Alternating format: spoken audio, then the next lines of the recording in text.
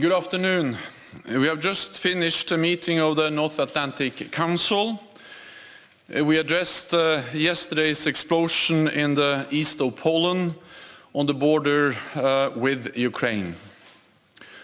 Our top military commander, General Cavoli, briefed allies, and the Polish ambassador updated us on the incident and the ongoing investigation.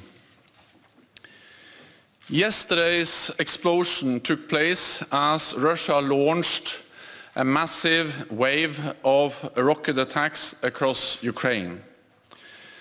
Since the start of Russia's illegal war in Ukraine, NATO has increased vigilance across our eastern flank, and we are monitoring the situation on a continuous basis. An investigation into this incident is ongoing, and we need to await its outcome. But we have no indication that this was the result of a deliberate attack. And we have no indication that Russia is preparing offensive military actions against NATO.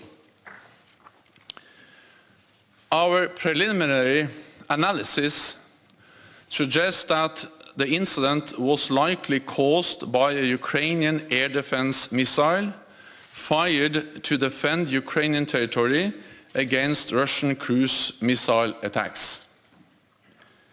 But let me be clear, this is not Ukraine's fault. Russia bears ultimate responsibility as it continues its illegal war against Ukraine. In the meeting today, NATO allies offered their deepest condolences on the tragic loss of life.